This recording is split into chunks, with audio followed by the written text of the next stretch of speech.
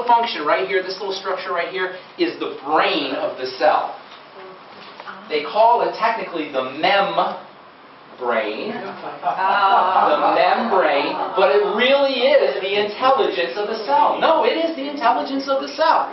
Okay? What this little area is doing is it's reading the environment. It's reading the bread. And by its determination of what's occurring in the bread, it's sending messages to the information to tell the information center what to make. That's how genetics and epigenetics work. Whenever anybody tells you you're stuck to your genetics, what they're missing is the fact that the genetics are responsive to the brain. The genetics are responsive to what the brain is telling you about the environment. That is called, my friends, epigenetics. Which you have, I used to talk about epigenetics and nobody knew what I was talking about. Today, we're starting to understand, we're starting to hear that epigenetics is where it's at. Why is this important? Because it says we're not condemned to this. That's right. The medical model wants you to think you're condemned. That's right. And the only way that this can be fixed is by taking some drug that will change that. And I'm here telling you, via epigenetics, this is primal. And this is where we have control. Through things as simple as nutritional supplementation. And by the way, because this is largely composed of the fats that come in through our diet, and because this is also made of lecithin, if you have a gallbladder removed, if you are not getting your ultimate essential fatty acids on a daily basis, if you have any digestive problem that compromises your ability to get in fats, you will not be making a brain, your cells will become defective. And that means disease, because all disease is cell disease. By the way, inside these little... tucked into each one of these membranes, you have little pockets. Tucked into the membranes. Maybe on the order of 100,000 pockets. Now remember, we're talking 10,000 times thinner than a piece of paper here. Okay? It is hard to understand. It's hard to grasp. It's hard to grasp. Our brains don't go there. Fearful and wonderfully. I will. Because it's important that we push it. It's important that we push it because we don't really go there. You're right. We can't deal with big numbers. It's like, I was talking yesterday about the show Cosmos, I mean, you look at the universe, right? You look at the cosmos, how many stars are out there? We can't compute it. We look at our budget, and people take advantage of this. The government takes advantage of this all the time because they talk about numbers and the economy. We have a budget deficit. What's our budget deficit? 16 trillion. Right? And I think in my head, oh, whatever, throw another trillion there. That's what I think in my head. I really think that because I don't know what a trillion is. I can't comprehend what that is. And so they say, oh, we think it's 16 trillion, but it might be 17 trillion. All right? Like as if a trillion doesn't really matter. Because our brain doesn't go that far, but we have to force ourselves. Even if we don't get there, we can get close, and we can get a sense, even if it's just the misty outlines of it. And when it comes to a cell, you're absolutely correct. How do you comprehend something that's 1/100th the size of a head of a pin? You've got 100 trillion of these things in your body, and they're each coded by an intelligence, a brain. By the way, this is a liquid crystal that's exactly the same as a liquid crystal that's in your computer. It's essentially a computer chip that coats this substance. It's essentially a living computer chip. Yes. Now you guys, please. Yeah. That's gotta, right? That's gotta blow you away. Hallelujah is right. That's gotta blow you away. That's gotta bring you to your knees when you think about it. And you have 100 trillion of them.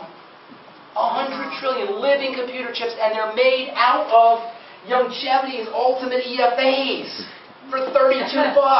Yes, whatever it is. I mean, come on. That is. Let me tell you about these pockets, because these pockets are so cool, especially for women. Okay? But for everybody. I don't want to say just for women. These pockets are cool because these pockets are ears. Each one of these little creatures has ears. Yes, I'm talking to you right now, and words are coming out of my mouth. And what are my words really? But they're just shaped air. I move my mouth and I move my vocal cords. Any musicians in the room? Any musicians? Okay. I'm moving my mouth. I move my vocal cords. I'm pushing the air. They're coming shapes out, and shaped air is coming out. All in this room, shaped air is coming out. You guys get this? Shaped air is coming out.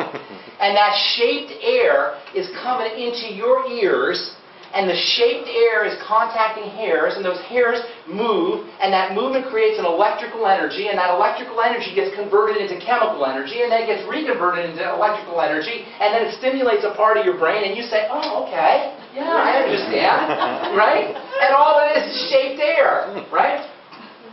Your cells have the same thing, except they don't have air. There's no air in there. Instead of being communicating via shaped air, they communicate via chemicals that sit in their ears. I'm talking to you and shaped air is coming into your ears, but in a cell, chemicals sit in those ears. And we call these ears, they don't call these ears, they call them receptors. They call them receptors because they receive. And what do they receive?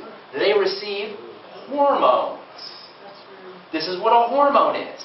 A hormone is a message. They're called messengers. Hormones are called messengers. A hormone is a message, just like my words are a message to you. A hormone is a message that sits in the ears, and then the ears change shape, and electrical energy changes, and the electrical energy is sensed by the genetic material, and something is produced. Or, if it doesn't go all the way into the genetic material, something else happens inside a cell. And it all occurs via interactions between chemicals and ears, or chemicals and receptors.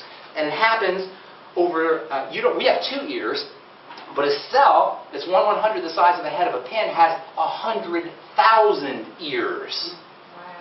Can you imagine? And it has 100,000 places where hormones will interact with those ears and create a message. Now here's the point I was going to make to you. If you don't have the ability to make a membrane effectively, these ears will be misshapen and hormones will not sit in there. Words will not sit in there. It's as if my ears were bent. If my face were distorted and my ears were bent, I couldn't hear what you were saying. If the membrane is distorted and the ears are bent, the message isn't going to get through. What is the membrane made of? Fat. If you have a gallbladder removed, if you have a liver problem, if you have a stomach problem, if you're not getting your ultimate EFAs from Youngevity, if on any level you are missing fats, you will not be able to make cell membranes correctly, and the messages won't get through.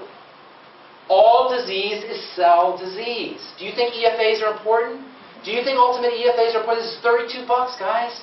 In order to guarantee that you're able to make enough cell membranes so that your hormones will all work correctly. By the way, this is extra important for women on hormone replacement therapy. This is why I hate so-called bioidentical hormone replacement therapy, because if you don't have enough fats and your cells are misshapen, it doesn't matter if you're taking in hormones, they're not going to get through.